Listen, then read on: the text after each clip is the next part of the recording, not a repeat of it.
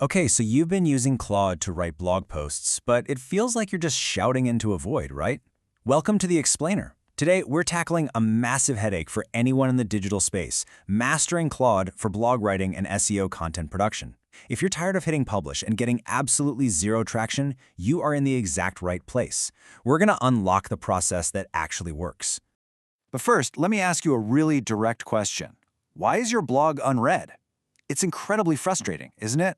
You spend hours generating these pieces, you finally hit publish, and then absolute crickets. Trust me, you are definitely not alone here. This is literally the universal trap of modern content marketing. So why does this keep happening even when we're using incredibly powerful AI tools? Okay, let's dive into this. The answer is actually a paradox. You are targeting the reader and the search engine at the exact same time, and you're failing, both.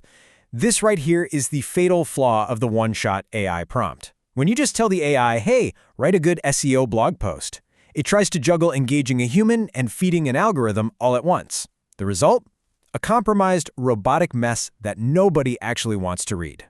To fix this, we need a reliable system. So today we'll cover 1. The core problem, 2. Analyzing search intent, 3. Structuring the outline, 4. Optimizing for SEO, 5. The field story, 6. The 3-step formula. Section 1. The core problem, the unread content trap. So, the mechanics of this failure are pretty straightforward. Standard content tries to satisfy humans and algorithms simultaneously. Because of this, one-shot AI prompting results in generic, completely unfocused writing. The AI basically doesn't know who it's talking to, so it tries to talk to everyone, which means it reaches absolutely no one. The solution here requires separating the workflow into 3 distinct, sequential stages. Section 2. Analyzing search intent, the first stage. Think about the stark contrast in how we prompt. A weak prompt, something like, write a blog post about this topic, creates a generic mess. We've all done it, right? But a strong prompt completely flips the script. It says, who is searching? What do they want? What stage are they in? Suggest an angle. This strong prompt forces Claude to pause and think like a master content strategist before it writes a single word. Breaking that intent down completely is absolutely crucial. We need Claude to identify exactly who is making the search. We need to define what they actually want to learn. Crucially, we must determine which stage they're in. Are they just in information gathering mode, or do they have their credit card in hand ready to buy? Finally, we establish the content angle based on those exact answers. Because look, content without this intent analysis, it always hits the wrong audience. Section 3. Structuring the outline, the second stage. Again, it all comes down to the prompt. A weak prompt simply asks for an outline, which spits out a flat, boring bullet list. But a strong prompt demands strict architecture. Create an outline with H2 and H3 headers. Every H2 answers a single question. Make a 3-second hook intro. You are commanding the structure here, not just asking for ideas. Why does this rigid structure matter so much? Because you must demand a clear H2 and H3 hierarchy.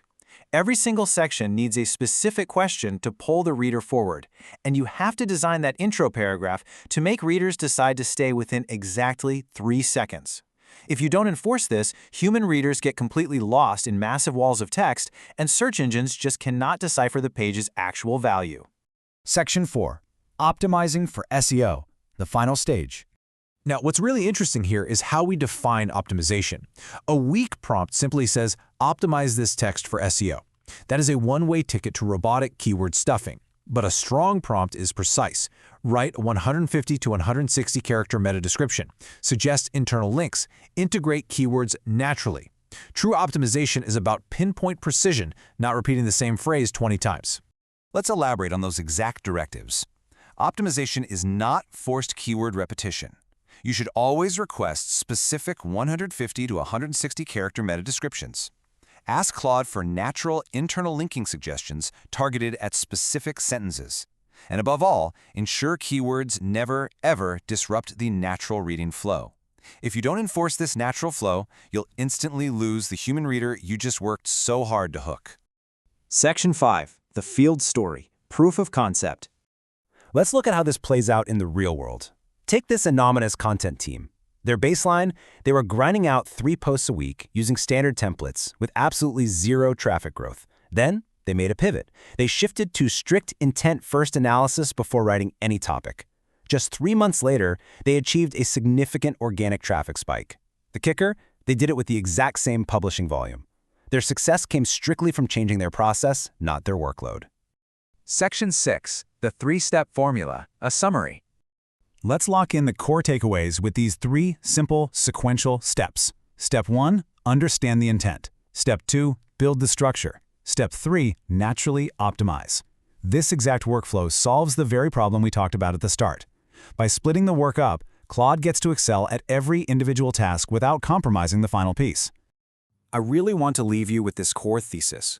Weak prompts ask for the post directly. Strong prompts run these 3 stages separately. This single paradigm shift is the difference between generating unread background noise and crafting highly visible, high-performing content. It's really that simple. If you found this useful, like the video and subscribe to the channel. Next episode, using Notebook LM for podcast and video production. But before we go, ask yourself this.